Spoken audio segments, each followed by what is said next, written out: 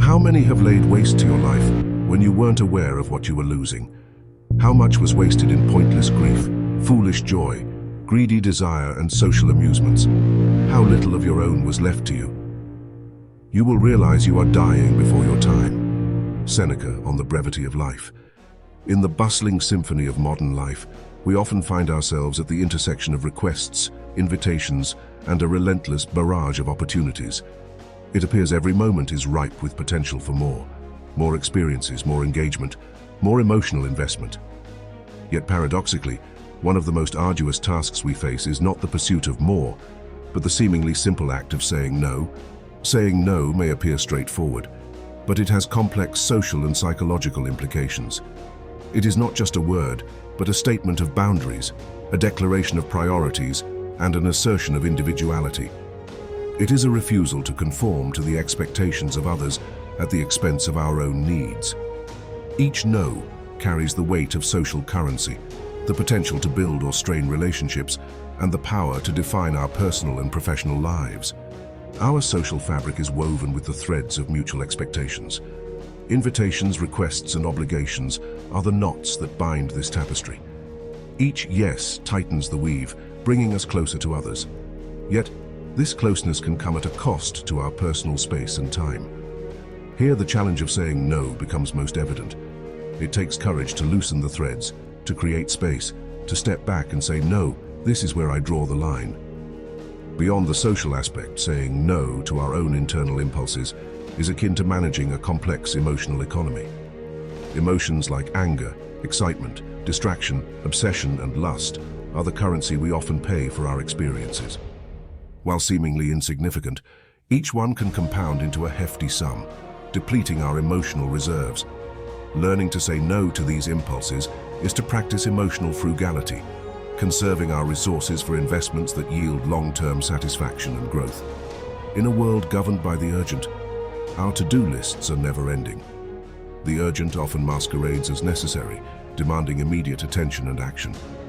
Yet the essential tasks that align with our values and long-term goals require insight into prioritizing and the willingness to say no to the relentless clamor of the now. The quest to reclaim our time is as much about what we choose not to do as we choose to do. The act of saying no is a powerful tool in this quest. When we decline an invitation or refuse to let emotion rule us, we are not just saying no to the immediate choice, but yes to something else. Our own priorities, health, and peace of mind. Learning the art of refusal is a multifaceted process. It begins with self-awareness, recognizing our limitations and acknowledging our right to choose. It is honed through practice, as each no makes the next easier. It is refined through the understanding that not every no needs to be a door slammed shut.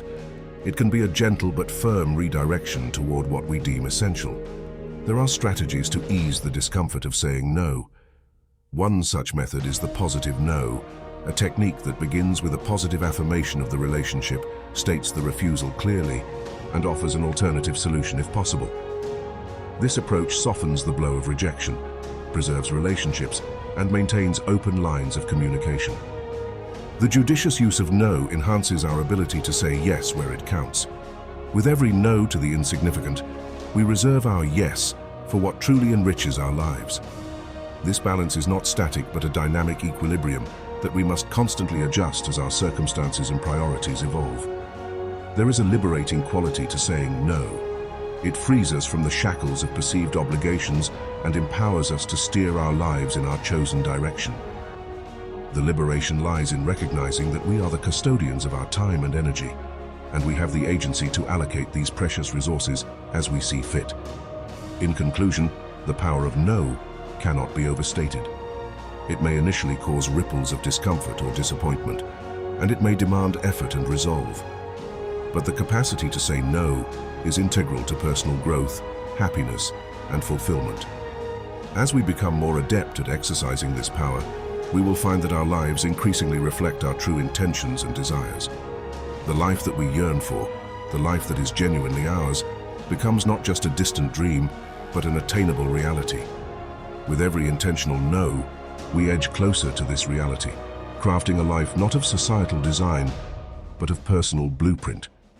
Through the power of no, we can affirm our values, focus our efforts, and ultimately say, yes, to the life we are meant to lead.